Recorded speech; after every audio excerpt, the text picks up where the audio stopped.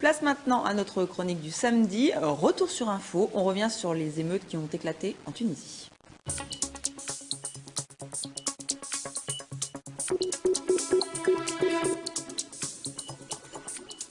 Et ces émeutes ont secoué la région de Sidi Bouzid, c'est dans le centre-ouest de la Tunisie, c'était la semaine dernière. Il y a eu au moins 2 victimes, la dernière en date est morte vendredi de ses blessures. Alors souvenez-vous, c'est la tentative de suicide d'un jeune Tunisien le 17 décembre dernier qui a tout déclenché. Le jeune homme, vendeur ambulant de fruits et légumes, s'était fait confisquer sa marchandise et fait humilier par la police municipale. Un vaste élan de solidarité s'en est suivi dans le pays, d'où ces manifestations. Avec nous sur ce plateau, Céline Benassem. Alors vous êtes le fondateur du mouvement Birsa, un mouvement citoyen, un mouvement d'opposition aussi. On peut dire ça comme ça? Birsa, c'est un mouvement citoyen. C'est un mouvement citoyen parce que en Tunisie, on nous a expliqué que la politique, c'était des gouvernants qui prenaient les décisions et des gouvernés qui prenaient acte de ces décisions. Un petit peu comme si on nous expliquait qu'il y avait un berger et qu'il y avait des moutons.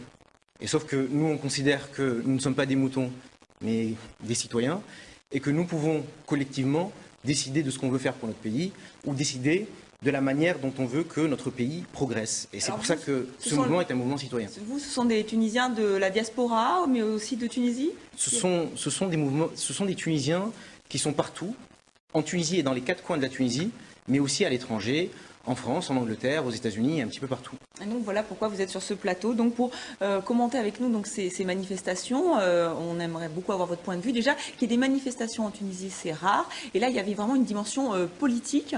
Ça vous a surpris? Nous sommes révoltés. Nous sommes révoltés par l'état de délabrement des structures politiques, économiques et sociales dans le pays. Nous sommes révoltés de voir quelqu'un qui doit s'immoler par le feu avant qu'il n'y ait une réponse gouvernementale. On est révolté surtout et aussi de voir les réponses qui ont été apportées à ces manifestations. Oui. C'est-à-dire, quand vous dites vous êtes révolté, le mouvement Birsa, mais aussi vous voulez parler là on sent qu'il y a vraiment une colère des Tunisiens, d'où ces manifestations qui sont très difficiles puisque elles sont réprimées d'habitude. Mais de toute la jeunesse tunisienne. Et elle continue à être réprimée. Oui, elle continue. C'est-à-dire qu'après ces manifestations, la seule réponse qui a été apportée par le gouvernement, c'est un tout petit peu d'argent mis sur la table, comme si on pouvait racheter la dignité des gens et leurs aspirations à des conditions de vie décentes par un chèque. Et il y a eu aussi une répression par la matraque. C'est-à-dire que ce qu'on a compris du discours du président Ben Ali, c'est le prochain qui se suicide, je le tue. Mais le président Ben Ali, qui a vraiment pris en compte ces manifestations, vous pensez qu'il est inquiet puisqu'il est intervenu à la télévision, il a reçu les familles des victimes. Il y a une inquiétude, il sent que son pouvoir peut se fissurer? Alors, je ne suis pas à la place du président Ben Ali, mais j'ose penser qu'il n'est pas inquiet.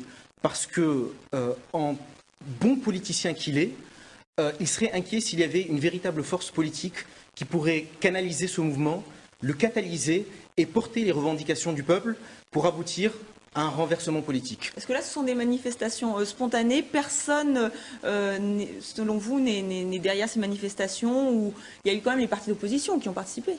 Il faut remercier les partis d'opposition, les membres de Birsa qui ont aussi manifesté sur le terrain et un petit peu partout, en Tunisie et ailleurs. Les partis d'opposition et certains syndicats ont été là, ont été présents.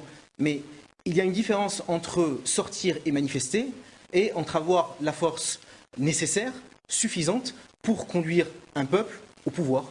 Donc vous pensez que ça ne va rien donner? Pour l'instant, non. Et si vous me permettez de préciser ma pensée, ce qui manque fondamentalement en Tunisie, ce qu'on n'a pas, c'est un contrat social.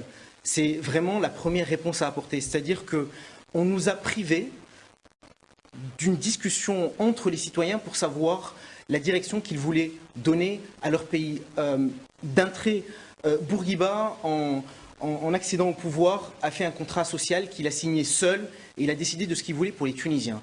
Ben Ali, en arrivant également au pouvoir, a signé une charte avec des mouvements d'opposition ou des prétendus leaders de l'opposition qui ont décidé à la place du peuple. Jamais le peuple ne s'est réuni pour décider de ce qu'il voulait. Et c'est absolument... Vous espérez changer les choses avec ce mouvement Birsa. Merci, absolument. Merci beaucoup Céline Benassem d'avoir participé à ce premier retour sur info de l'année.